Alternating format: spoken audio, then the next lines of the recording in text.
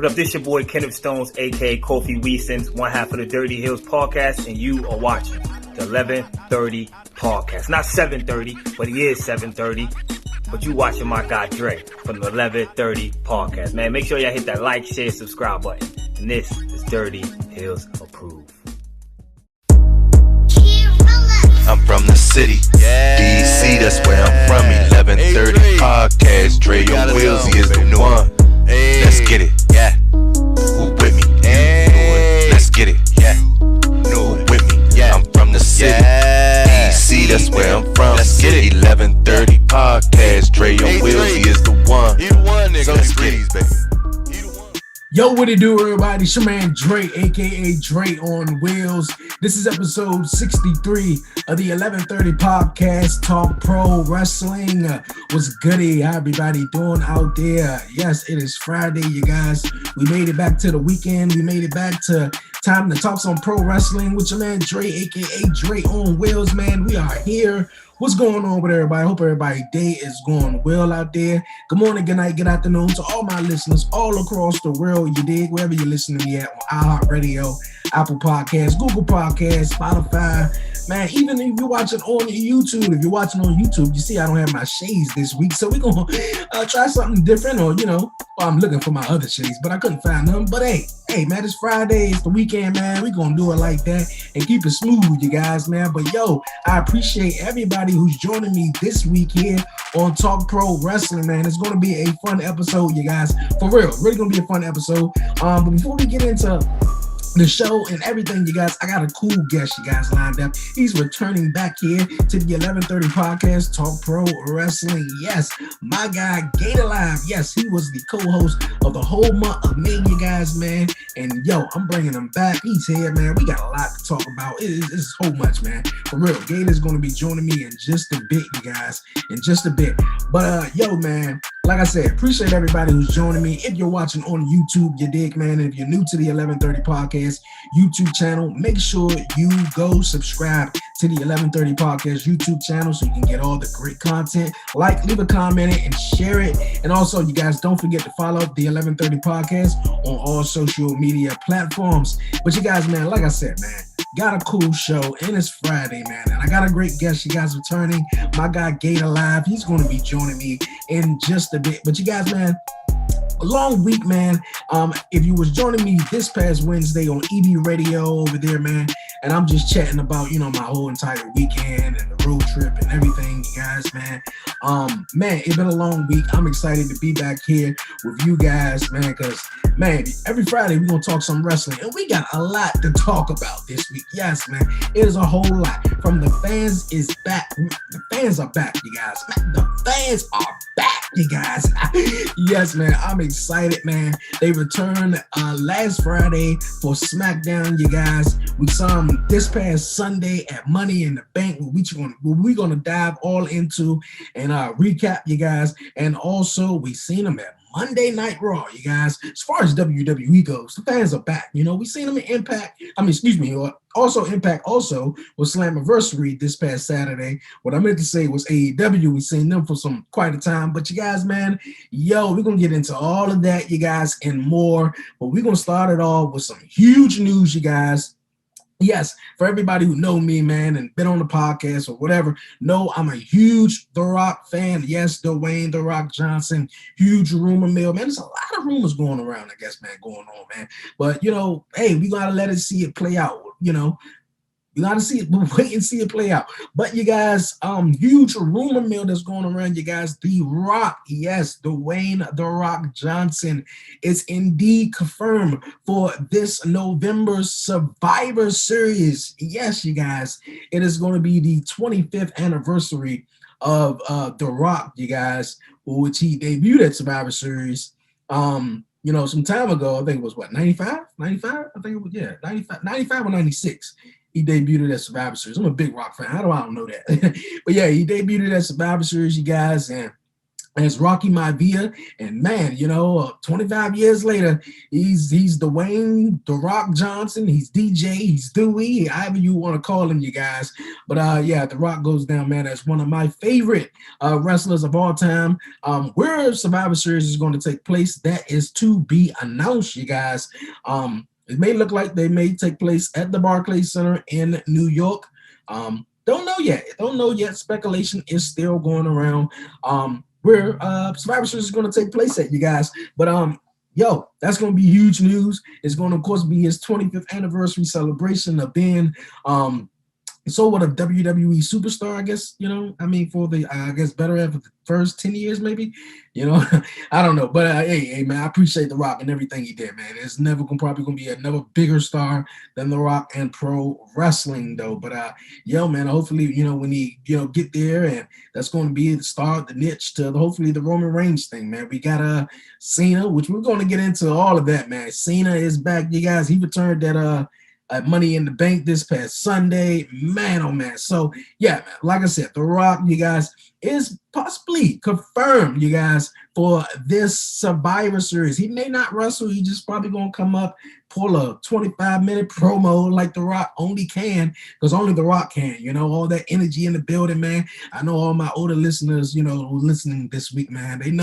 they remember back in them days, man. The early 2000s, late 90s, with The Rock just get up on the ring post, man, and the electricity. He just had the whole crowd in the palm of his hands. Like, come on, man. Come on. But yeah, other than that, you guys, man, other news, Daniel Bryan, yes, Bryan Danielson, you guys, his real name, better known as Daniel Bryan, you guys, in WWE. Rumor mill, surrounding that Daniel Bryan has not re-signed with WWE. WWE has took down all of Daniel Bryan's stuff. They like, bro, like, man, we taking it all down, man. We taking it all down. And, it's just, I guess they couldn't work out a deal. And I don't even think it was about the money, man. I really don't. I think it's just about trying to make wrestling better, trying to make wrestling better, and also, revitalize your career. There's a lot of people, especially elder people. I'm gonna say elder. I mean, older people, veterans, as I may say, in the wrestling world. Jake the Snake Roberts is one. How he resigned for AEW. He didn't know he was going to resign for the amount of length of time that he did. But hey, the fact that AEW just brought this whole new life upon Jake the Snake, because we all know, 7, 8, 9 years ago, man, Jake the Snake, man, was really, going through some things, man, really going through some things. And it's really awesome to see him back, and doing his thing, man, in pro wrestling. But you guys, man, like I was saying, man, Daniel Bryan, man, yeah, it seemed like he may be out of there, man. He had his last match in WWE against Roman Reigns. On a SmackDown for the Universal Championship. Daniel Bryan, which he would get his, singles matchup, just like Edge got his singles matchup against Roman at Money in the Bank. But hey, man, we're going to see what the future holds, man. We're going to see what the future holds and see if it's bright for DB, man, wherever he may go, whether it's AEW, because I know all the AEW marks out there, man, they are going off. They like, yo, for real, Daniel Bryan going to AEW, for real? So, I mean, like, it's so many matchups, possibilities, matchups that he can really, have, Darby Allin to be one, with Sting, sort of back, and he's wrestling, every now and then, sort of, they being, real cautious with Sting. We all saw what happened with Sting when he came to WWE. Having the matchup that he did with Triple H at WrestleMania 31 was cool, which was supposed to be The Undertaker. We all know that. That's the matchup we wanted to see from Sting. But we got Triple H instead, you guys. But yeah, man, like it's gonna be something. It's gonna be something to see. And then obviously, Sting came back, had the matchup at WrestleMania. Then he took on Seth Rollins and he got hurt, and WWE would not let him wrestle. So, man, it's so many possibilities, man. I would love to see DB going up against some of them guys over in the AEW, man. Yes, That's gonna be interesting. Speaking of AEW, man, another rumor mill, man. Another rumor mill, but it's just a rumor, man. It's just a rumor. It could be something to throw everybody off, and which would be perfect because I tell you, out of all the brands, man, not even including NXT, because I look at NXT a developmental territory, man, which is and no shade towards NXT. NXT is hot. I love it. Each and every week, man, they got the best wrestling matches on the jump, man. I love it. I love it. But I still feel as though it should, that should be their stepping stone to a lot of guys who don't have their way or trying to find their way, in the WWE, in which NXT, we've seen over some years, it is that way, but not necessarily though. Do we really want to talk about Karrion Kross now?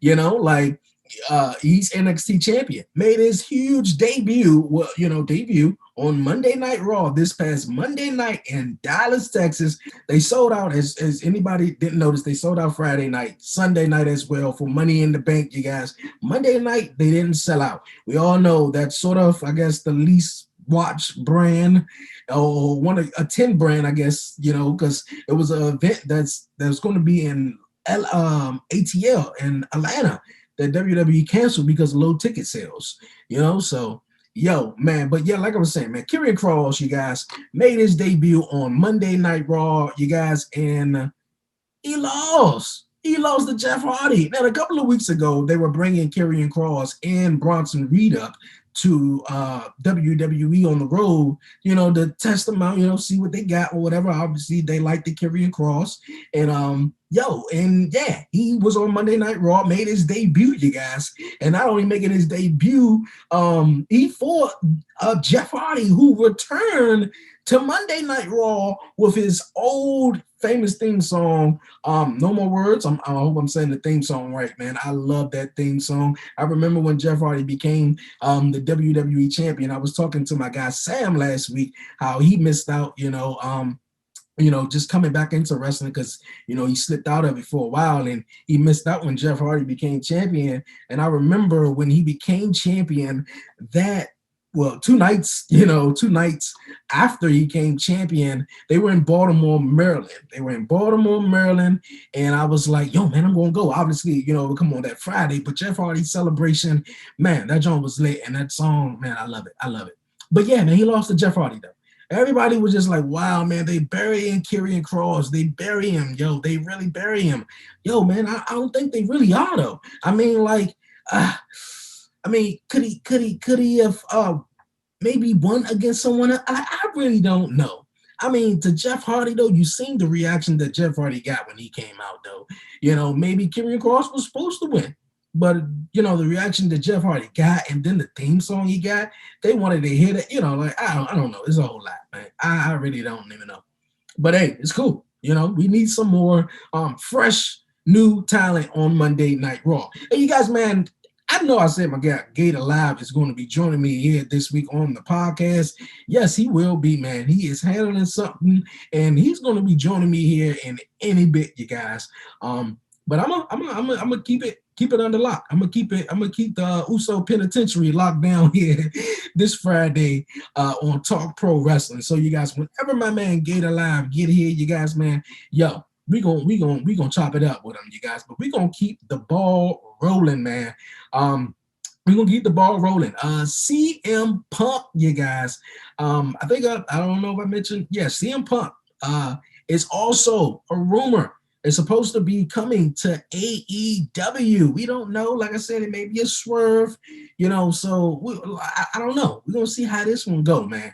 We're really going to see how this one go. I really would like to see him come to Monday Night Raw, which, like I said, Raw needs some new talent.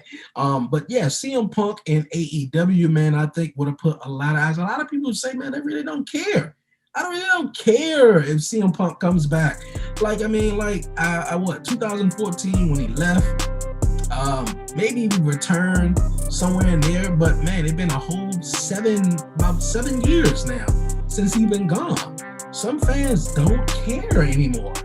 Really don't. But I think they're just saying that just because they haven't seen him in a while. And also, he probably was one of those guys that had a whole lot of hype surrounding him. Besides the whole huge pipe bomb promo that he pulled in Las Vegas on Monday Night Raw and all the other stuff about it. Beating John Cena, blowing the kiss to Vince McMahon at Money in the Bank and going straight home and putting the title in the refrigerator. I mean, like, what else has he done? I feel as though, I don't really want to get into more of that. We're going to get into that a little later on when my man Gator gets here, man. For real, you guys. I'm holding the fork down, as I do here on the podcast each and every week, you guys. But yeah, man, of course, Gator got to handle something. He was going to join me this week. He is going to join me this week, you guys. Whenever my man Gator, get a chance, man, to roll on up in here, man. For real, via Zoom. You know how we get down. But like I said, we're going to keep it moving on, you guys. I want to hear you guys' thoughts, man. Leave a review at the bottom, you guys, on Apple Podcasts. Actually, you guys, leave a review. Yes, please leave that review, you guys. And leave a comment at the bottom. Tell me what you think, man. Is CM Punk going to come back? How Daniel Bryan going to do? We're going to be, you know what? We're about to get my man Gator opinions and everything on that right now, you guys. My man Gator is coming in to the room. He's coming in, you guys, in just a second. You guys. Yes. I'm not editing this out, too. For real, I'm not editing this out. My man Gator live. Is he in the building? Waiting for him to get his audio just right. But you guys, man, like I said, leave a comment down below, you guys. Tell me what you think, man. Is how DB going to do in AEW? Is CM Punk, returning? Is anybody really, concerned about it? Let me know down below at the bottom, you guys. But like I was saying, you guys, I do, of course, have an awesome guest lined up, you guys, this week on the podcast, as I've been saying, maybe for the last couple of moments, though. But my man Gator Live is here. He's joining me. He was the co-host of the 1130 podcast, Talk Pro Wrestling, of the whole month of May, you guys. But he's back here. He's my guy, man. I love him, man. Yo, Gator Live, man, how's it going? Man, it's going good, man. I'm just dealing with technical issues, dealing with all kind of other issues at work, trying to get it together, Yeah. But I'm finally here. I'm finally back in the building, my man. Hey, that's what's up, man. That's cool, man. I appreciate it. How your day going? Oh, man, it's been a busy one, man. It's been busy, but it's been productive. So as long as it's been productive, I'm good, Yeah, you're right about that. As long as it's productive, man, you doing something, hey, everything's fine, Keep it balling on it, man. Yeah, man. I was kicking it off, man. While you was just getting settled in and stuff like that. I was talking about how huge news surrounding Daniel Bryan no longer re-signing and with the WWE, and rumor mill about him and also CM Punk maybe joining All Elite Wrestling. What's your thoughts on that? Have you heard about that? Yeah, I've been kind of paying attention to what's going on there. To be completely honest, I think that's not necessarily a bad move for Bryan. I mean, if he wants to go out and wrestle, and he wants to be, just get some creative freedom going, AEW would give him something that the WWE wouldn't give him. And that's because the WWE right now has kind of past their Daniel Bryan stage, and they're kind of moving on to quote unquote bigger and better things. I mean, we're looking at the news came out earlier that they're definitely teasing a Roman Reigns versus Rock WrestleMania match. There's a lot of big things in store for a number of superstars. Big E, for example, on the roster. So when you look at somebody like a Daniel Bryan, who would be nothing but kind of a work hand right now, I could see him wanting to kind of do something, try something different, get out there and wrestle. The CM Punk scenario, I'm kind of over it at this point, And I think it's because, we haven't really seen him in the ring for a long time. To be completely honest, I don't know what going to AEW would benefit him. I see this pattern going on with AEW, and it's becoming a little bit concerning, where they're starting to look a lot like old WCW and TNA before they really kind of went on their steep decline, where they start picking up these names from other places instead of really focusing on building their own stars. Now, don't get me wrong, they're doing a good job with building some of these guys, but you've got a Malachi Black that's coming in right now, and you've got, if you bring in a Daniel Bryan, Malachi Black, he's got a bigger ceiling, but Daniel Bryan, his time is kind of past at this point. CM Punk, to be honest, his time is kind of past right now, man. And then what are you gonna do when you bring in Braun Strowman? You're stacking your roster with all of these names and talent and these contracts, and there's gonna be many weeks where you're not gonna be doing anything with any of them. So what do you do? If Punk would be contributing to their creative direction, maybe I could see that being a good fit. But right now, it doesn't even make sense. He would do better on a WWE return and just for the nostalgia pop. Yeah. So I don't know, man. You're right about that. Yeah, that's what I heard earlier. Man, who really cares, man? Like, I mean, as far as with the CM Punk thing, man, I mean, he's been gone since 2014. It's been 7.5 years or so. Like, I mean, like, who really cares? Like, I mean, that's all fans maybe, chant about or talk about, and the most return guy that they would like to see. Like, who cares? And then you got Daniel Bryan. Is the yes movement really dead? Is it over with? I think so. I mean, it's getting to that point to where it's kind of the nostalgia pop that you go get for the yes thing. People are going to be chanting yes, yes, yes the same way they chant what at Stone Cold when he comes out. And that doesn't necessarily mean that Stone Cold should be vying for the WWE title right now. Yeah. It's the same thing that WWE is kind of dealing with Goldberg, which, to be honest, Goldberg is the perfect transitional champion. And I think that's what they're doing with him in this scenario. But yeah, I mean, their time's gone. It's just a nostalgia pop. And I think that's what's going to happen with Bryan. I don't see him doing anything that's new and creative and fresh in AEW. And I think that's that's kind of the same scenario with Punk.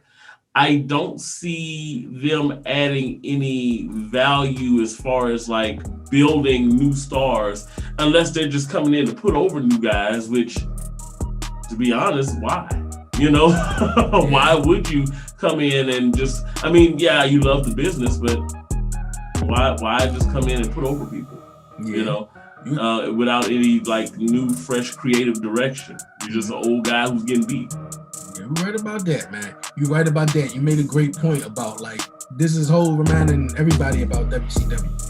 They just signing all the big names and stuff like that, and just worrying about just trying to outdo the WWE, basically. Just bring back all the familiar names. Oh yeah, I remember him at WWE. I remember him.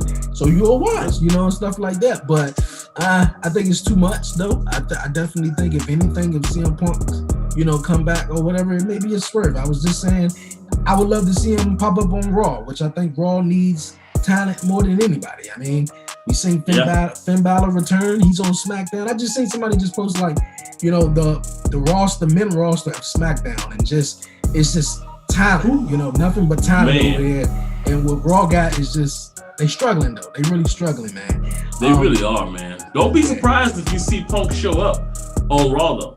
Don't be surprised, because I really have that feeling that, especially with the news of Daniel Bryan kind of integrating over and going that way, I really believe that they're going to pull out all the stops to make sure that Punk doesn't go to AEW. Yeah, I think so. If they're going to lose Daniel Bryan, they can't lose two of them, though. Right. I think if they're going to lose one, I guess DB will be the one. He seems like he's unhappy, and just he seems like he want to do, better or, do something different, though. Right. Yeah.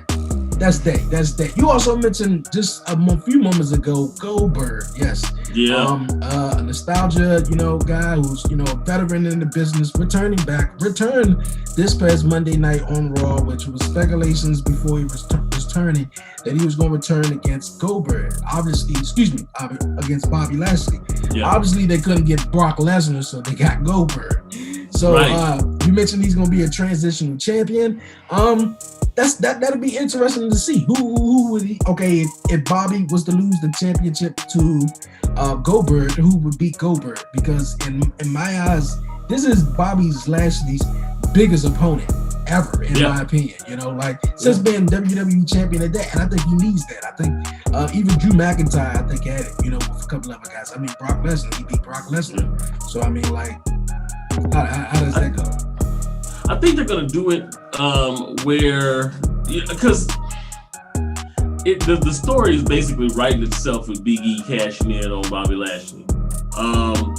I can see this being a scenario where either Goldberg takes that title off of Lashley wins it back at that next pay-per-view, but Goldberg spears him, and then all of a sudden here comes Big E. Or, Bobby does beat Goldberg, but takes a spear, eats a spear, and here comes Big E. They may just go ahead and play this program out into like the Royal Rumble, which I think would probably be the better way to do it. If they do that, I can see them feuding Goldberg and Lashley. Maybe Goldberg takes the belt, and they kind of run in a program with Lashley chasing for maybe a couple of months, and then him getting that belt back at Survivor Series. Man, I don't see a world where they're not putting that belt on Big E before WrestleMania next year. Okay, that's very interesting. I was kind of like seeing it in a little similar, but another different way. I was, maybe thinking Big E doesn't cash in on Goldberg, or, cash in on Bobby. He cashes in on Roman Reigns. He said it numerous of times how on Talking Smack how he's going to beat Roman Reigns for the Universal Championship.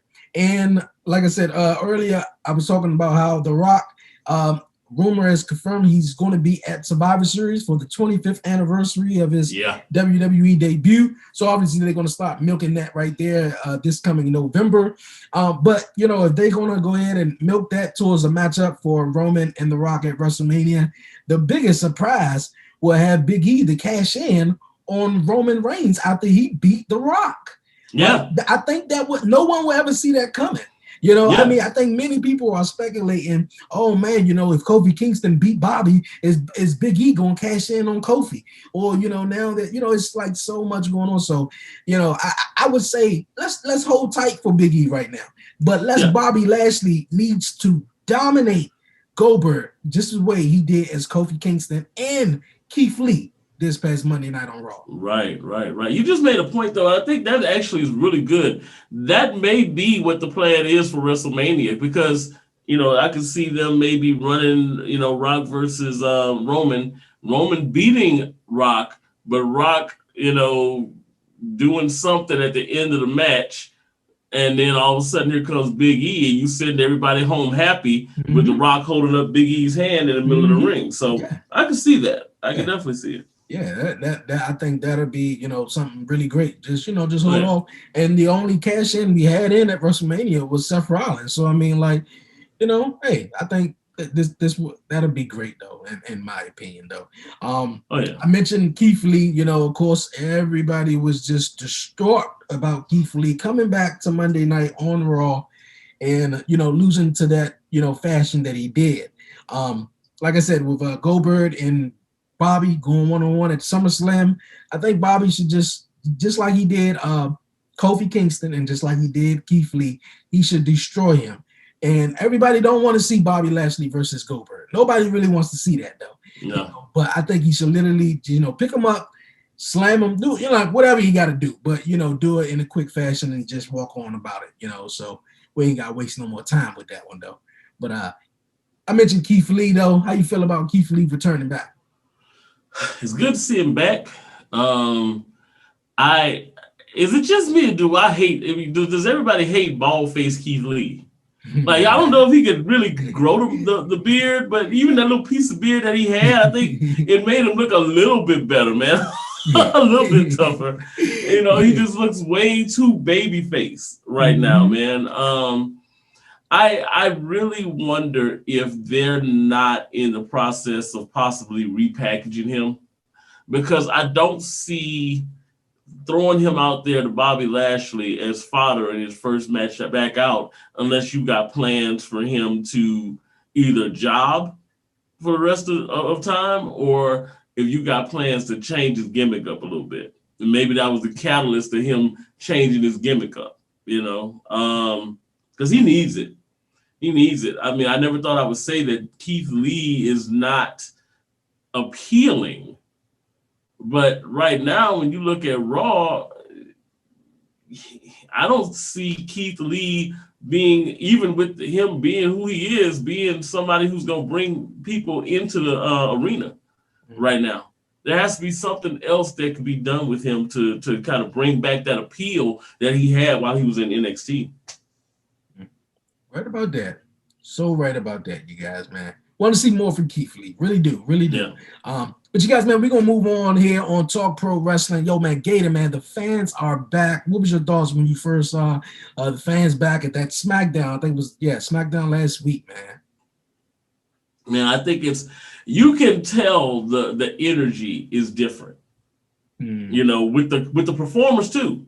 Mm-hmm. Like, you could tell the wrestlers are feeding off of that, man. And I think they're more excited than the fans are to be back in there. Yeah. You could tell just looking at what was the match that I saw where I was like, oh, you could tell with Nikki Ash. You could tell with heck, even Seth Rollins. I mean, you can see that energy is different, man. And I'm excited about it. I'm excited to go to a live event. I'm hoping to go to one soon.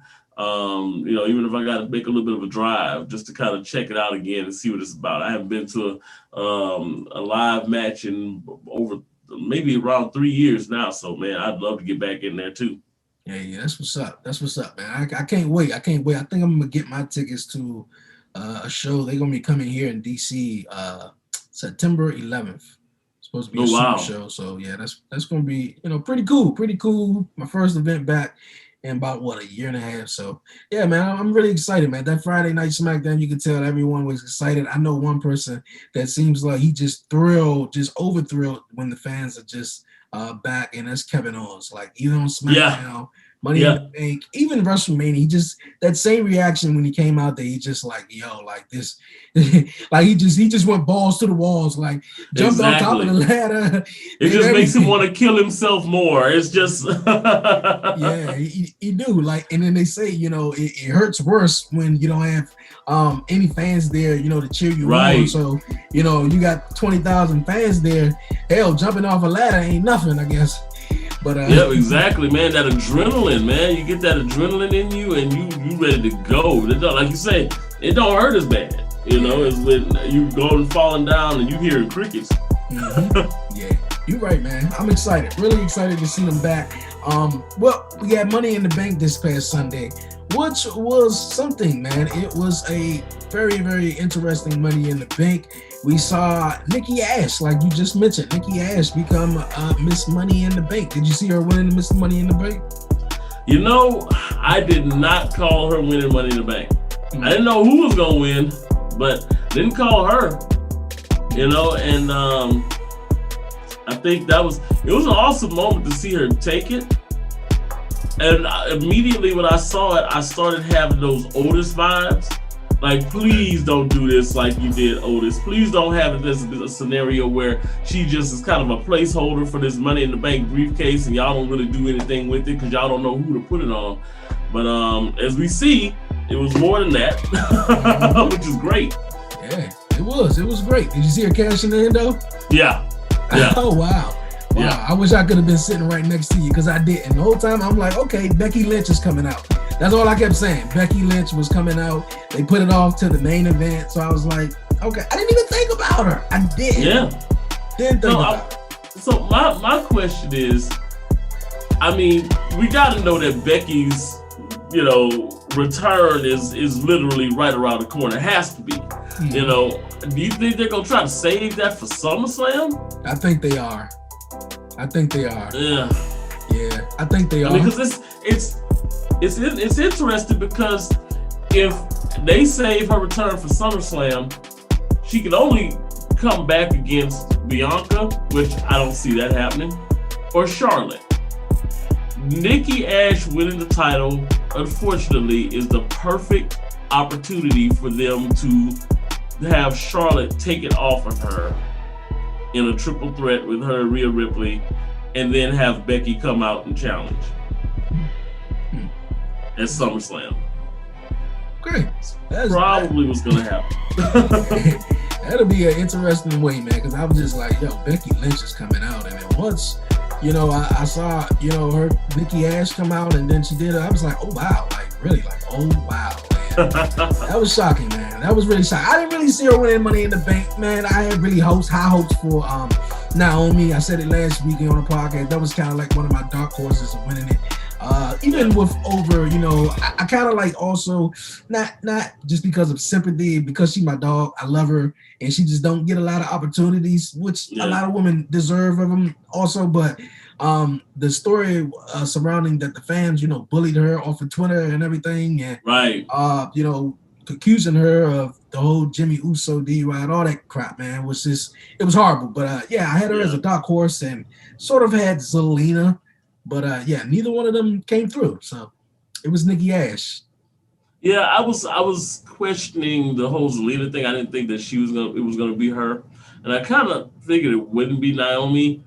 I knew it was gonna have to be. Well, I called it as being a heel winning it, but I was wrong, and I'm thankfully wrong in that scenario. But that's because I thought that Rhea was gonna take out Charlotte, and that didn't happen. Yeah, that didn't happen, man. That didn't happen. But hey, we got Nikki Ash, and now she's the new Raw Women's Champion. Another Money in the Bank that took place. We were speaking on that just moments ago by Big E, doing some cashing in because he won Money in the Bank this past Sunday at Money in the Bank, which was an awesome matchup, man. I digged it. I really digged it. Proud for Big E, man. What's next for him? We were kind of like speculating, who he's gonna cash in, who win or what. But did you have him as a choice? Yeah. I kind of. Now that's the one I actually did kind of pick to take the Money in the Bank.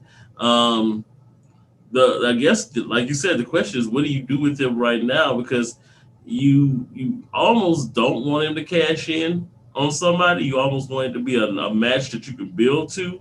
Mm-hmm. But like, who do you pit him against? Let's be honest.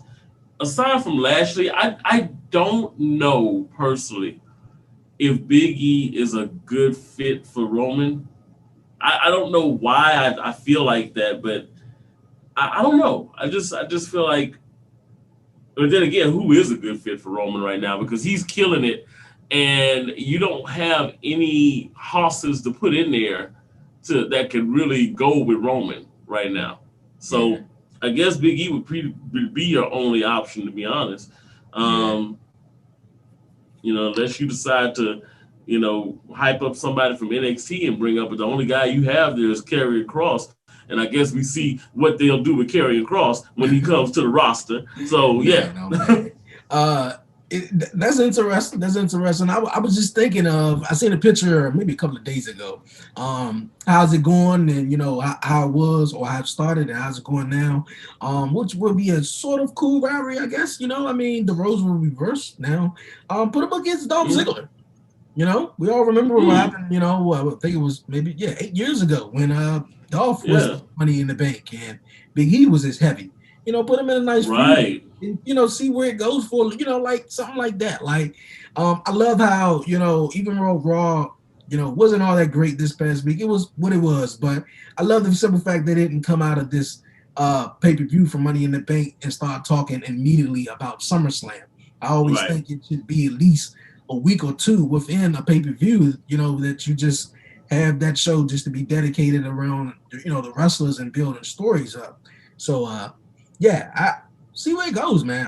I'm definitely, down with, see where it goes and stuff.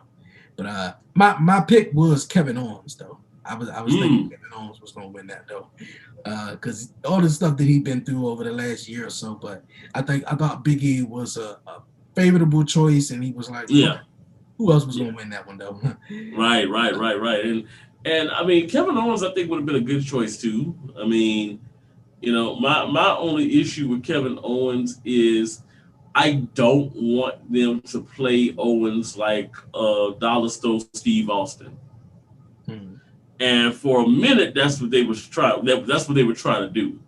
Like, I remember Owens in NXT. I remember when he first came up to the main roster, and he was a little bit of an anti-hero, but that was because he was an asshole and he liked to fight. And people gravitated him, to him because of that. I don't like the good guy, I do the Stone Cold Stunner, look at me, Kevin Owens. Yeah. I like the prize fighter, Kevin Owens, that guy. And yeah, I can't see him going again with Roman, even though the matches were good. I would get tired of the storyline, I think. Yeah, you're right. You are totally right about that, man. Another matchup we saw in Money in the Bank, like we was just talking about also. Kofi Kingston taking on Bobby Lashley. Was you surprised how quick Bobby Lashley beat Kofi? No. Okay. Because it's something about the way that they book Kofi. He's either an underdog who has like this long match where you can't put him away, or he gets squashed. It's either one or the other. I didn't take Kofi seriously when it was going to be him versus Lashley. I don't know why. I just didn't take him seriously. And I don't know. I think that was expected. The squash was expected, at least. Okay.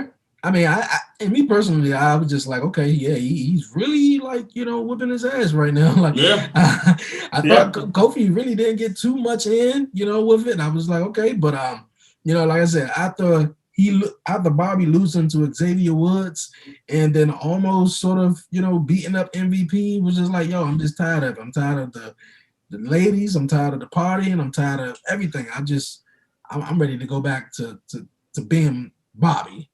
Right. Now, I remember saying on this show about a month or so ago that was one of the things I hated about Bobby's gimmick is him bringing in the ladies and doing all that kind of stuff. I needed him to go back to ass-kicking Bobby Lashley, and we saw that on the pay-per-view and on Raw, where he, no more letting MVP said it as much. No more women, no more, it's all about the prize, it's all about the fight. It's all about, it's focus. And I like that. I like that Bobby better than whatever hybrid champ, Ric Flairish type of whatever that they were trying to do. No, don't do that. That's not Bobby Lashley.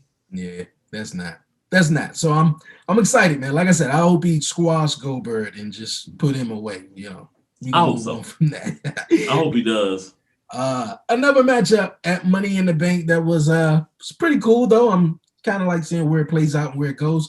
The tag team titles for the Raw tag team titles, AJ and Omos taking on the Viking Raiders. How do you feel about Omos? So I see what they're doing with Omos. And I mean, I like it. They've got him with AJ. He's learning. AJ's helping to kind of groom him with certain things. And they're giving him the spotlight because he is a spectacle, man. When you see this dude, you're like, my God, he's a humongous man and he can kick ass. He's like a fucking Predator movie when he's walking. You know what I'm saying? When because he don't run after you, he just walks slowly. Like, oh no, I gotta run. So I like what they're doing with Omos. The only thing I'm concerned with is that knowing WWE, it's only a matter of time before they pull the trigger on the turn, Omos turning on AJ or AJ turning on Omos. I don't want to see that. I would rather them have an amicable split, kind of like the Shawn Michaels Diesel thing initially, than have it be, I'm turning on him and, all that kind of stuff. Make it be something amicable. But then again, when you do that, where do you put Almas? Almas is not the greatest wrestler. He's not. So, like, who do you pair him with after you break him up from AJ? I say keep them together for at least another year. Let them, keep those titles and all that kind of stuff and go from there. Hey, that's cool. That's really cool. Maybe, like I was saying, maybe Almas needs to be solo, but the fact that he's with AJ, AJ is one of the best wrestlers of this generation, says a whole lot that they stuck him with AJ. I remember a couple of years ago when they had the combine, training at the Performance Center at the PC, and he was the one who stood out. I was like, this guy is humongous. Like, wow, like he's gonna be something. And now, seeing him on TV, he's Raw tag team champs with AJ and stuff like that, but I just think he just need a little bit more work and maybe his face expressions, because it seems like he tries to hold back sometimes. Try not to laugh, Right. You gotta see it though, but he's big. Like, come on, man, you don't need to be laughing. You just need to be destroying everything though. But, right. You know what he kind of reminds me of a little bit, man, and I don't know if you're gonna catch the correlation to it, but he kind of reminds me a little bit of Mark Henry. When Mark Henry first came in, where he's real green, he, is almost is a natural baby face. He's got that mean, menacing look. But if you see him when he starts joking and he starts doing that stuff with AJ and he starts talking, because they actually give him a mic, and I think they've got enough confidence in him now to kind of talk a little bit, he comes across to me as almost a baby face. Kind of with Mark. And I think you're gonna have to really take him to a savage level. Once you do that, I think he'll be great. He'll actually be great. His wrestling's not there yet, though. Okay. His wrestling's not quite there yet. Yeah, I agree. I really, really agree, though. Next Monday on Raw, they were going to be having a rematch for the Raw Tag Team titles. I'm looking forward to hopefully the Viking Raiders, maybe. I like the tag team division. Needs some, a whole lot of work on in WWE as far as Raw and SmackDown. So we'll see where that one goes. Don't be surprised if they pull up one of the teams from NXT right now. Because if you look at the roster as far as their tag teams, it's a shot. Yeah. If you pull up El Fantasma, you pull them up, that'd be interesting. But then again, who do you have to pull up? The NXT tag team division used to be pretty stacked, but now, aside from MSK, who do you have? And you're not about to pull MSK up to the main roster right now. No, you're not about to do that though. I don't know where it goes. We're gonna see where it goes, man. I'm trying to think of another match besides the huge big matchup that ended the show at Money in the Bank. I'm seeming like I'm forgetting one or two. But if I am, you guys, leave a comment. Let me know. The main event, of course, Roman Reigns taking on Edge for the Universal Championship. What you think about that one? So, Edge Seth Rollins is a great feud. I almost feel like the whole purpose of the Edge Roman Reigns match was to get to Edge versus Seth Rollins. And you hate seeing that in a championship match because you would think it would be the opposite direction that you would go in. I think this is a good way to kind of, get Edge out of the championship picture. And they're going to, watch what I said, they're going to start abandoning all this talk about I want to be a champion one more time, blah, blah, blah. They're going to abandon that, and it'll be him versus Seth for a while. I think their feud's probably going to go for a minute. But, man, you got Roman being Roman. He's literally top of the pile right now. And he's getting cheers now. He is, because like I heard on SmackDown, SmackDown, he got some, but majority of them was boos though. Yeah. And I was surprised that they really, booed him though.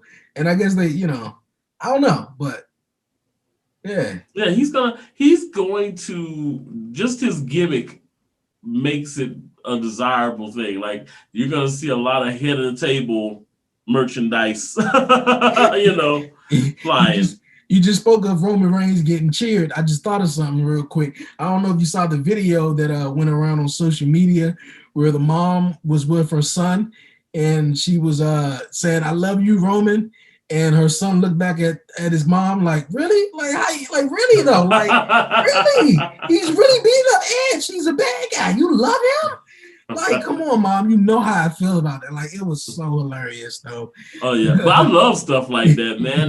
That's bringing back that kayfabe, bro. I love it. You know, just bringing back I love it when kids can get engrossed in wrestling. Yeah. You know, and not, oh, it's fake, and we know what's gonna happen, and you know, even though we do it here, you know, it's a different level of fandom when you are not concerned with who's going over.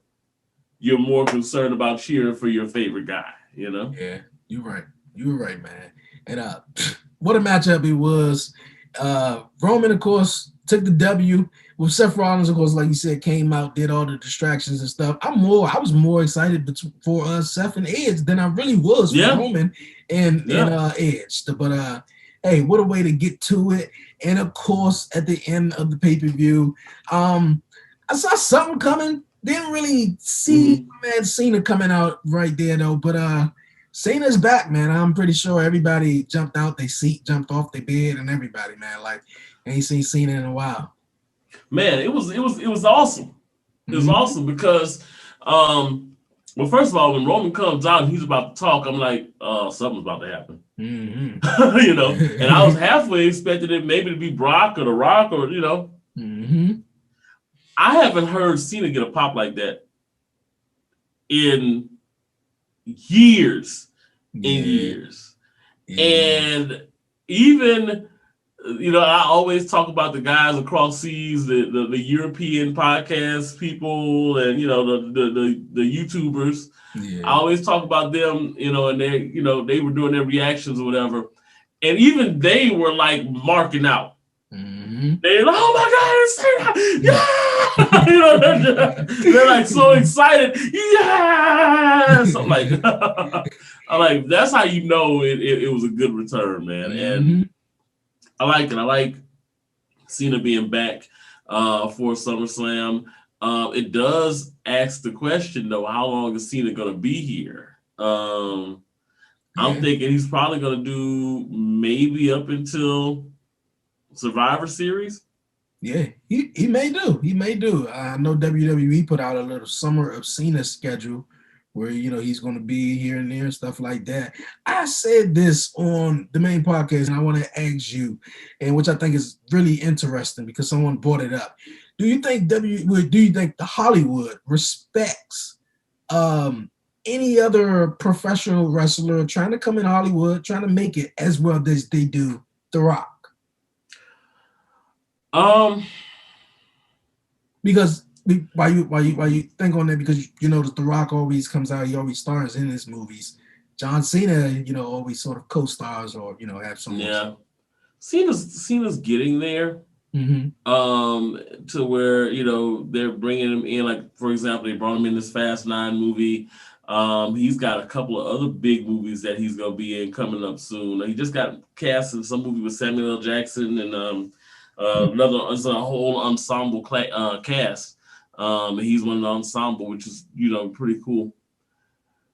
Batista is the one that I look at and I'm like, he may be that next guy.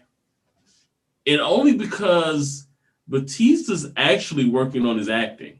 And if you look at him, I don't know if you watched the last one, the zombie movie that they just did. Yeah, I didn't finish watching it though. I watched some of it.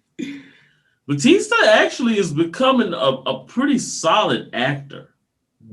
And I think him being the big guy, but being able to be, you know, sensitive, sentimental, he's going to be that guy, that role. I don't think he's doing Drax after the next one. He could be the next guy. I think the Hollywood will take him seriously. I don't think they're going to take Cena as serious. You know, I think Batista's even in a movie coming up with God, who's the guy that won the Oscar? Was it last year or the year before? That he's playing opposite him. So, I mean, a big props to Batista, man. I think he's probably the next one that they'll take serious. I don't think they're going to take John serious until he makes, he's in a movie where he can actually carry it. Now, this whole Peacemaker series that he's doing on HBO will be interesting. So, Suicide Squad, of course, is coming out in the next 2 months here. But HBO has already ordered 2 seasons of the Peacemaker series, which is the character that John Cena plays in the Suicide Squad.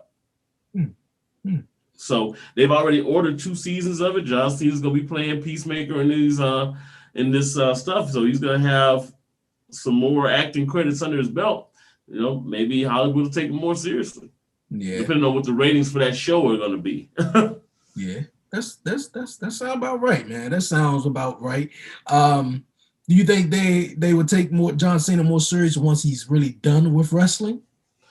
Yeah. They probably will. I think he was gone long enough to where he did like 4 or 5 different projects and everything. So maybe they take him a little bit more seriously now than they used to. Mm-hmm. But I don't think they're going to completely take him seriously until he kind of gives up wrestling for the most part and just, goes straight Hollywood. I mean, you got to take him somewhat seriously. The man speaks like conversational Mandarin. Yeah. Yeah. I mean, he's the perfect guy for the Chinese audience. Yeah, he's doing his thing, man. He is. Every Toyota commercial comes on, I'm like, that's John Cena right there. So he's doing it, man. He's doing it. But you guys, man, we're going to move on here, you guys, on Talk Pro Wrestling. NXT was dope this past weekend, this past Tuesday. Samoa Joe is there, like he's back. What's your thoughts on Joe returning back to NXT? Well, I'm a huge Joe fan. Yeah. You know that, so it's great to see him there. I am a little bit conflicted though, because of how I feel about what they were doing with Karrion Kross. Mm-hmm. I think Karrion Kross's build-up is in the process of getting derailed. And I'm not just talking about the loss on Raw. I'm talking about actually legitimately, because he came across as rather whiny the last few weeks. He's still a tough guy, but he still came across as like, I don't know. I feel like he's better served as being that tough guy, that scary guy, as opposed to being a coward that Samoa Joe has to confront. Mm-hmm. But I love Joe being back. I really do. Yeah, I'm excited, man. Like I said, I spoke on it before. I want to see him wrestle. I want to see him wrestle. I want to see him win championships. Obviously something maybe preventing him from doing so right now, which is cool. But yeah, man. Karrion Kross. Besides the loss they, took on Raw, and even that now, like he's not with Scarlett no more. Like everything is just completely derailed from his energy and the vibe that he was already sort of had. It's to me it's gone now. If you don't. So I was wondering about that. Mm-hmm. Is that a temporary thing? Is something going on with Scarlett right now? Yeah, I heard that if he's coming up, she was not coming with him. Right, and that to me is one of the biggest mistakes they can make. Yeah. If they do that, she made his entrance though. Like she made his entrance, everything about it, and from and then the theme song that he has. You telling me you just walk into the ring normally and get in it, like it don't just work, and then you just do the little beat on your chest afterward? Like no, it don't even go together. It don't even go together. But hey. They gotta remember, man, and I'm telling people who've been in the wrestling business for 40, 50 years, so they gotta remember stuff, but they gotta remember, man, that, those entrances, those things like that, those little nuanced things make your characters. Perfect example of that was Aleister Black. You know, when he came out, there was an ambiance there, you know, just because of his entrance and the way he would come in. Bobby Roode with the glorious entrance. And when those guys came up to the main roster, people embraced those and they were familiar with that character just by the entrance. Now, of course, the ring work and the booking made a difference later. But when you start stripping people of what makes them them before they even supplant themselves on the main roster, you're basically just making them blank and sending them up there and telling them, you know, hey, swim. Get the crowd behind you. Yep. There's a lot of people who were asking, where's Scarlett? On Monday. You know? I was one of them. I'm right behind you, man. I'm literally one of them. And then, you know, you do what he do on Monday and then turn around the next following night and you saying you basically choked out William Regal. Right. That don't make no sense. No, it doesn't. And there were rumors, you know, out there that, you know, a lot of the people at NXT, as far as on the executive level, were disappointed, quote unquote, in what happened with Karrion Kross. I'm gonna say it like, I bet you Triple H was furious. He is. I know he's furious.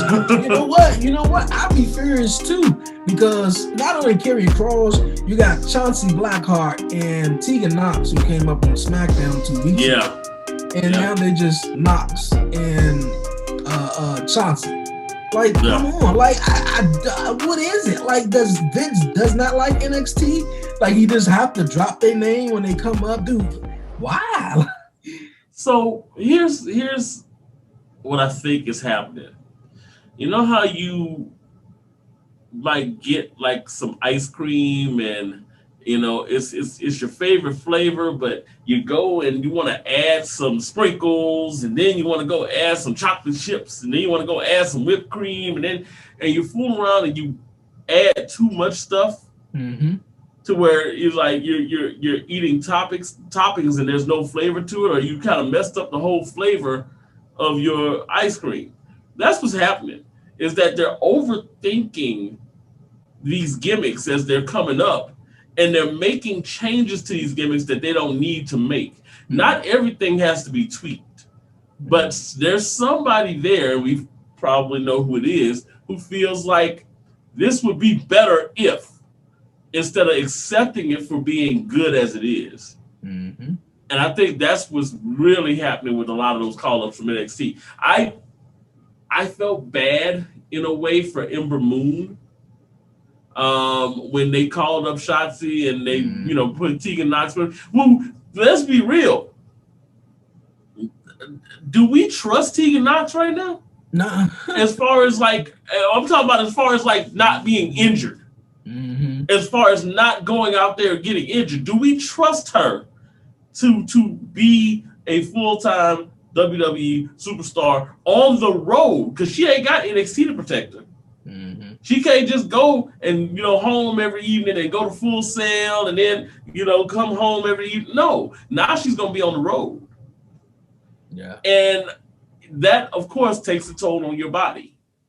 You know, the injuries that she's had, do they actually trust her to be out there?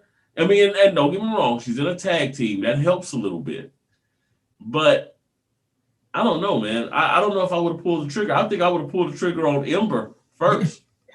I don't even know why I don't even know why they made that even move. They took Ember away from Chauncey Blackheart, you know, who was a tag team in NXT, and just said, yo, you cool to NXT, and just put Tegan Knox with her. So I didn't understand that. But obviously lately we have seen that, not even just lately, just over years. Obviously Rusev, Alexander, you know, you had so many names who just they just totally changed from, you know, Rusev has just been one of them though. But recently from NXT UK, from what was her name? Her name Doudrop now, but you talking about Piper Niven. Piper Niven, there we go. Yes, Piper Niven, and now they just Doudrop. So I heard someone was like, "Yo, man, maybe they didn't have the trademark, or they couldn't call her Piper Niven." I'm like, well, how long did y'all plan this for her to be? So like, but I'm digging her though. You know, now I'm loving Doudrop. But at first it was so weird. Like, why? Yeah, I mean, I think that I think I know why they did it, because if they would have just called her Piper Niven, I think that would have rubbed people the wrong way, because they would have started immediately being like, why do you have Piper Niven paired with Eva Marie? You know what I'm saying? I think they gave her the Dewdrop moniker just to make her seem subservient to Eva Marie. And that sounds really weird, but I think it's legit that they wanted to distance her from her past and just make her just a do-girl, for Eva Marie right now. Speaking of, what are they gonna do with Alexa Bliss? Man, oh man, I really don't even know, man. They brought back Lily, like I really don't. She's hanging on to the Fiend character. I don't know. This has gone horribly wrong. Yeah, so it has gone horribly wrong since Bray left, and it took a whole total turn. It has gone horribly wrong. What they could have done with it is not what they did with it. And you look at it and you're like, okay, if you're going to do it, I guess go all the way out and do it. They're not doing that. Alexa, as good as she is at the gimmick, she doesn't bring the same energy that Bray does. Mm-hmm. And part of that is because, and let's just be completely honest, that type of character doesn't sit as well with the fans of female wrestling. I give her an A for trying something different for female wrestlers, but her doing almost a carbon copy of the Fiend gimmick that's a no bueno. The part that I'm not with is the magic part. Like, I literally thought for a moment Alexa was going to get that briefcase without even climbing up that ladder. When she reached up that jump, and I thought something was going to move. It was going to come down to her. I was like, get out of here. Get out of here. And it's bordering on, Bray Wyatt, Dean Ambrose territory. When you start getting into that type of stuff. Yeah, I mean, this brings up a good question. This, I think, is part of the reason that Bray's not here. I mean, we know he's been going through like a lot of the mental issues and everything, and there have been reports that, they don't really have any plans for him to come back or bring him back. He's going to be back by the end of the year. I'm not sure he's coming back as the Fiend. He may be repackaging again. And as great as a character as Fiend was, Alexa just fiended us out. Yeah. I mean, with him, sort of being the Fiend, I liked when he did the dab, when he went back to old Bray, when he took on Braun Strowman. I would love to see that Bray, like real methodical, like I like it, like. Oh, yeah. But hey, this new Fiend thing, I don't know if WWE's trying to rekindle. I mean, I know one thing about WWE that does really well is masked wrestlers. Anybody with a mask does very, very well. So, even Kane, when he was, wrestling, the merchandise is a really big thing, especially as far as the kids go. So, man, we hopefully to see Bray Wyatt back, and hopefully they stop with the Lily thing with Alexa. Yeah, man, because it's getting real, and they ain't even done yet. Because she still has to get into the whole Lily outfit, and it's coming. Oh man, it's coming. Oh man. But we're gonna, when it comes, it comes. But we're gonna move on, you guys, here on Talk Pro Wrestling. Gator, you mentioned earlier Malachi Black. What's your thoughts on he's on now in AEW now, and feuding with Cody? Everybody feuds with Cody. I know, right? What's up with that? When they come in, everybody feuds with Cody. I really think that Cody is kind of your gateway into AEW. And it's really because Cody can lose a feud and be okay. That being said, I would rather something a little bit fresher. I love Tommy End. I love the Aleister Black character. I love this Malachi Black character. So far. I don't know if this is a far enough departure departure from the Dark Order to not be affiliated with the Dark Order. I feel like that would have probably been a better gateway. Just bring him into the Dark Order, make him the new leader of the Dark Order. Yeah, but they said they didn't want no one as the new leader though. They didn't want I know. Yeah, I know, so and I get it. Yeah. I get it. Yeah. You know, but I mean, I don't know if Brody would have been like, oh, you don't want it. I think he would have been all for them going on with the story and pulling somebody else out there. You know, I don't know, man. I think. And we talked about this earlier. You're about to have an oversaturation of, and you can never add too much talent, but what type of storylines are you going to be putting out there? Because you're not going to be able to fit a show where you're going to have Dean Ambrose and Eddie Kingston and, which these are wrestlers that still have a lot of tread under the tire. And Malachi Black and Cody still got to do his thing. The Young Bucks still got to do their thing. They're still pushing Jungle Boy somewhere. Why the hell is Darby Allin even around? I don't know. You got Sting here, whose tread is gone. You're going to bring in Daniel Bryan, who, while the nostalgia pop would be nice, you could do without him. God forbid you bring in CM Punk. So where do you have room for all of these stories? Mm-hmm. And then you still got Jericho and MJF and all them. You will have to go with these retreads before you start honing your Jungle Boys and your Orange Cassidys and all those kind of people up. I don't know. I feel this feels real WCW. Yeah, it is. It is. The only cool thing, like Malachi Black, he's awesome. The promos was released before he came to AEW, which I didn't see. I saw it afterwards. So I love the storyline. I mean, the storytelling that he's doing, which is great. Yes, it's getting oversaturated. With a lot of old WWE guys going there. This past week we saw Chavo Guerrero. Which we haven't seen in a long time. With Andrade. So I mean, like. Andrade, that's another one I forgot. So you got him, and these guys actually do have a lot of tread left on the tire. Mm-hmm. You got Andrade, and I mean, you only have so many slots on your cards. Yeah. And if you got too many guys, then your storytelling begins to suffer. Mm-hmm. Unless you start throwing all these people in different groups and different cliques and different, your storytelling is going to suffer. I love Malachi Black, and I think it's awesome. I just feel like they're going to get him lost on the roster because there's no room for him at the end. Mm-hmm. Hopefully, I mean, if he was just like, not everybody's going to win the AEW title.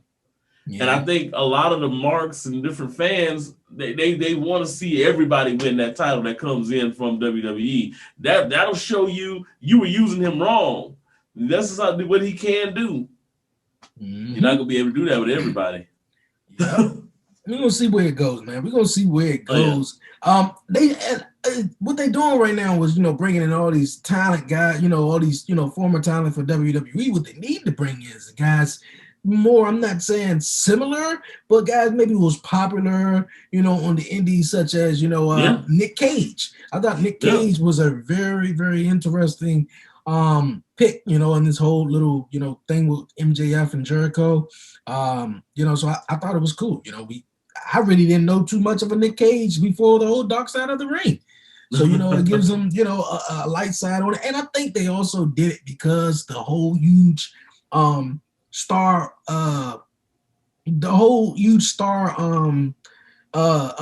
New Jack became after that show as it. Yeah.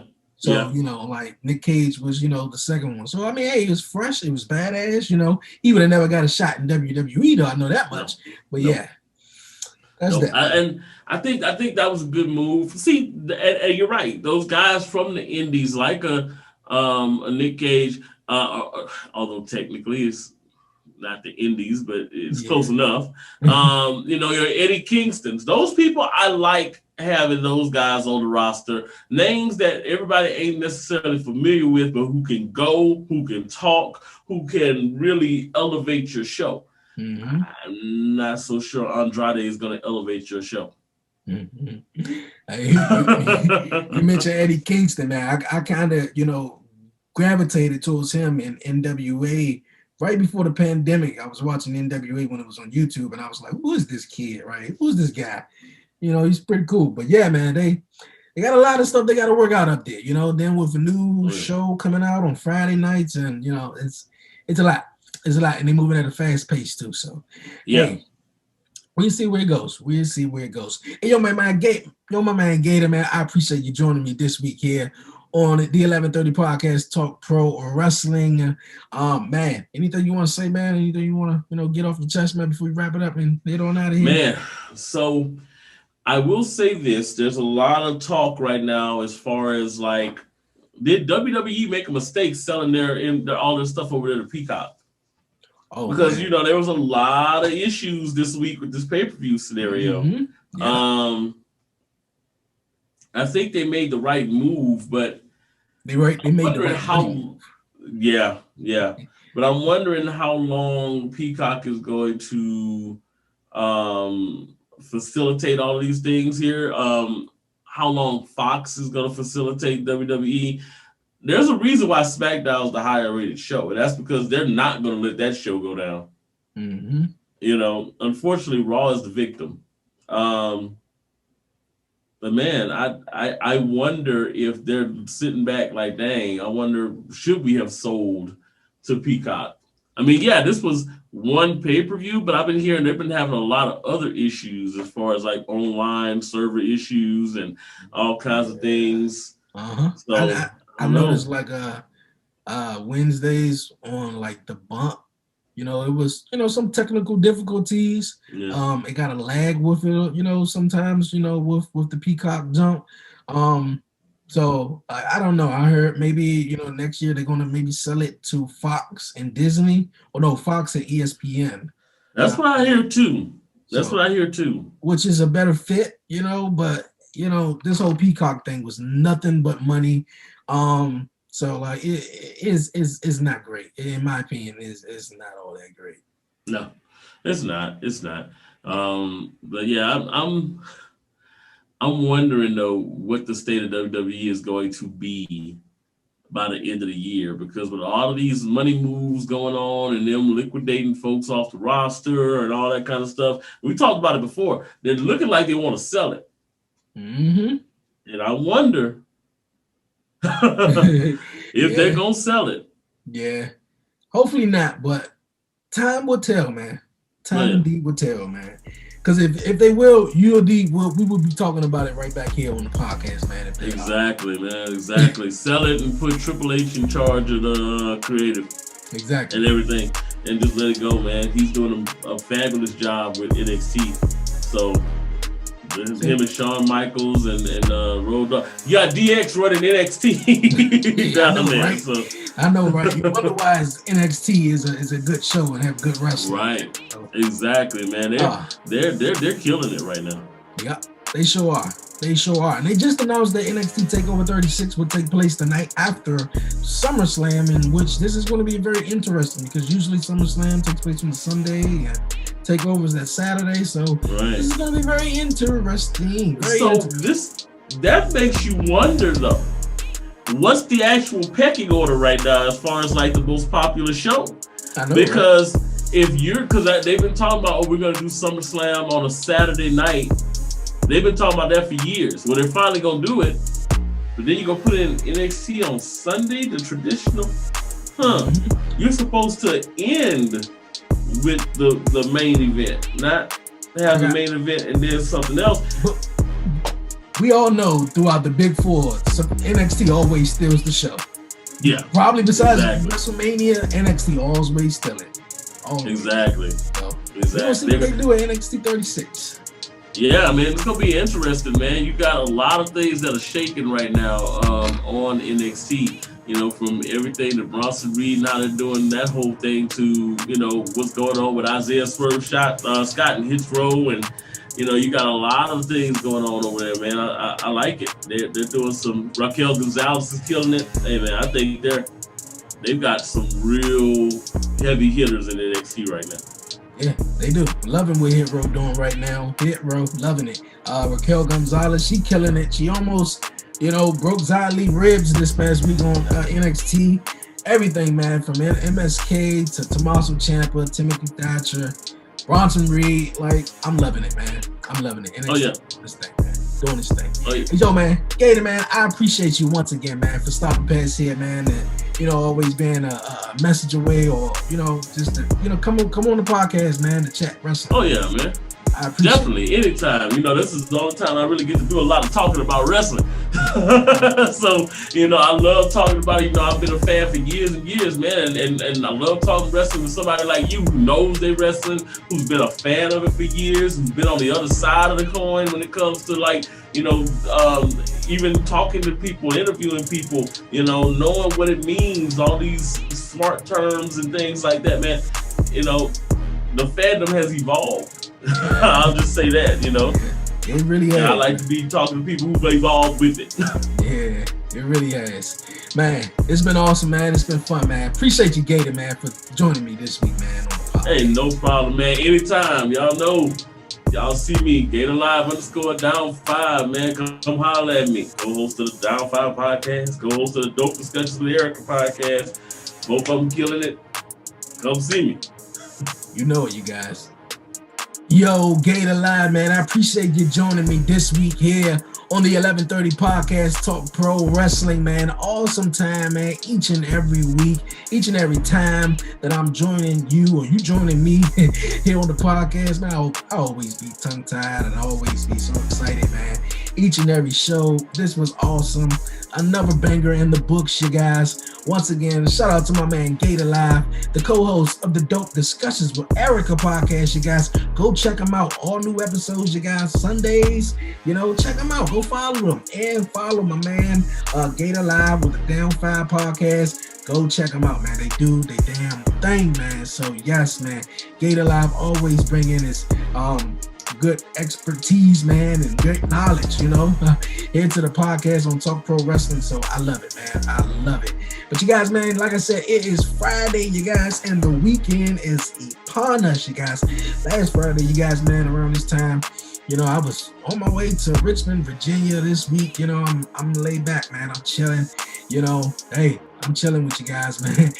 We gonna see what's gonna happen tonight on SmackDown, you guys. They're taking place from 2 locations tonight. Yes, man. One is gonna be in Miami, Florida, at some type of festival thing they got going on, where Carmella will defend her SmackDown Women's Championship against, Bianca Belair will defend her SmackDown Women's Championship. Oh man. Really? What I've been drinking. Bianca Belair is going to defend her title against Carmella for the SmackDown Women's Championship, you guys, in Miami. 2 matches supposed to take place from there tonight. That's going to be awesome to see. And also, SmackDown will take place from Cincinnati, Ohio.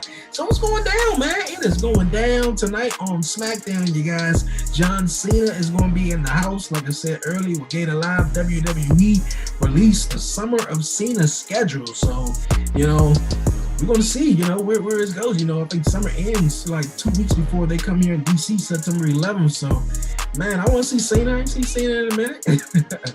I'm like a big kid all over again, man. What a time to be a wrestling fan. But, yeah, man, like, he's going to confront Roman Reigns tonight on SmackDown to see where that goes. He kind of like jabbed at him on Raw. My man, Tribal Chief ain't letting that. What? You gotta get through the Usos first before you get through the Tribal Chief.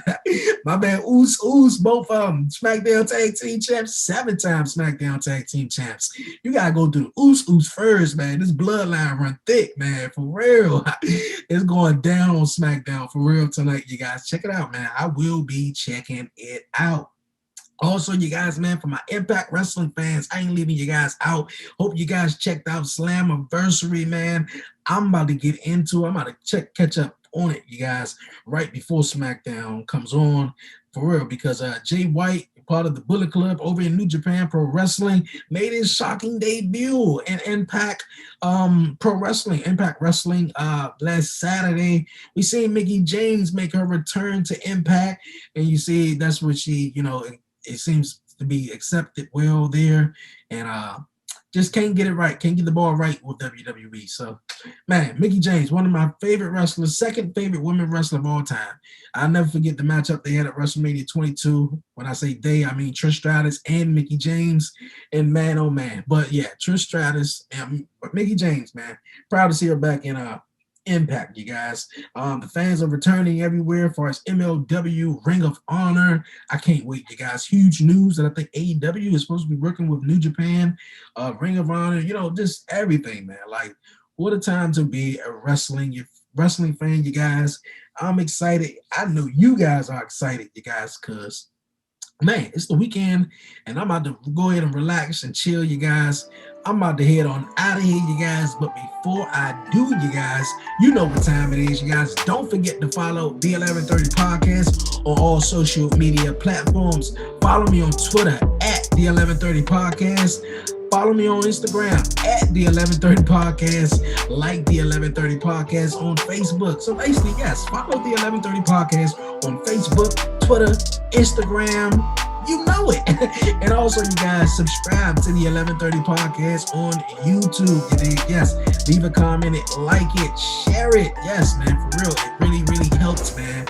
Really helps. And so try to get the 1130 Podcast up and out there even more. Shout out to the Dirty Hills, man. You know this podcast is always approved by Dirty Hills. You dig, man? And also, you guys, just to let you know, you guys, the 1130 Podcast apparel, you guys, for all new t-shirts, gear, all that, you guys, it's coming soon.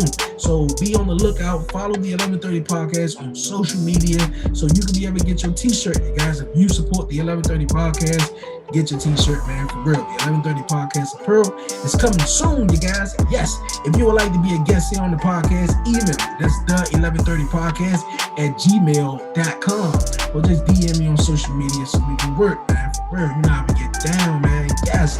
And also, you guys, man, tune in to the 1130 Podcast main show this coming Wednesday, you guys. I got an all new cool guest, you guys. You don't want to miss it, man. Live on streaming, you guys, streaming on EV Radio, you guys, and YouTube at 11:30 a.m. Eastern Standard Time. You don't want to miss it, man. Download the free EV Radio app now. Yo, what a show, man. What a show. Summertime, it's hot out here. As you can see, man, I was looking for my shades today, man. I ain't even found my shades, at least the ones I wanted to wear. But I just say, hey, forget about it, man. Everybody was like, man, you always do your show with your shades on. Yeah, man. Yeah, you're right. You're right. And some people can see me right now, like, I know why you do it. Yo, man, I'm about to head on out of here. Yo, man, for real. Stay blessed. Stay safe out there, you guys, man. Wow, some weird times. But yes, man, stay safe, stay blessed, man, and give all the glory to God. You guys, man, trust the process. The process is what it's all about. Trust the process, you guys. Yo, it's your man Dre, a.k.a. Dre on Wheels. And I'm out. I'm from the city, DC, that's where I'm from. 1130 Podcast, Dre on Wheels, he is the one.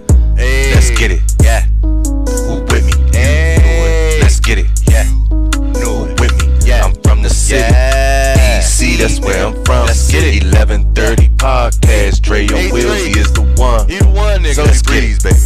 He the one. Who with me? So Breeze, baby. Let's get it. You with me? Yeah, they gon' hate, but they ain't stopping this. I'ma keep making hits. Dre and Wills, you know it ain't no copying. Was you sitting there on the carpet with us? Yeah, we knew we had some options. We blessed, we ain't got no problems. Speak something that I gotta be honest. Told him he was gonna blow, and that's my problem.